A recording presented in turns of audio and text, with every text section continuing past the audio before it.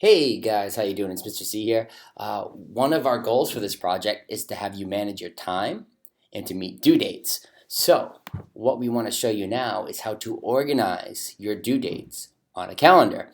And one way we can do that is with Google Classroom, Google Apps.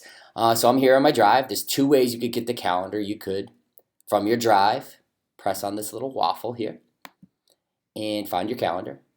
Another way you could do it is just type in calendar.google.com from your account, and look, it pops up.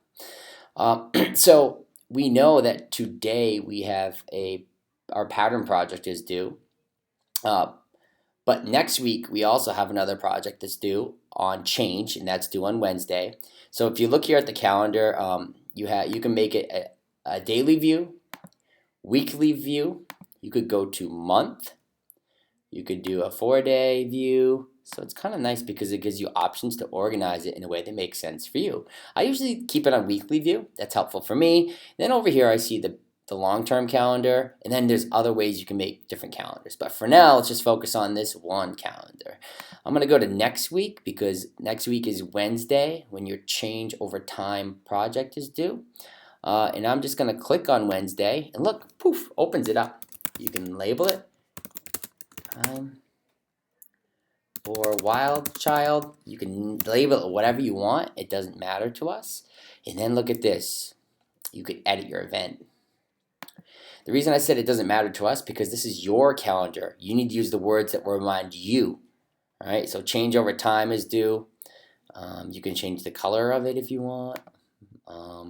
If you're work, you could even add me or Mrs. Aaron's, or if you're collaborating with someone, you could add it here.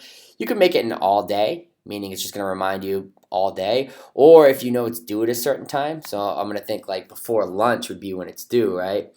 So I just might put, we go to lunch at 11:57, so I'm just going to call it 11.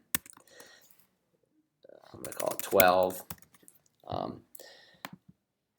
And then I know I'm going to be working on it to finish up between, when we start our project, and then it would end around, let's say 12. Sometimes it's easier just to make it all day. It's totally up to you what you want to do. The point is you can make it for a certain time. You can make it all day. If I made it all day, it'll just let me know here. Change over time is saved. And then what I do is I pin my tabs. Pin, and then I just you can keep your calendar open. You can put it wherever you want. Oops. Let me do that. Put it back over here.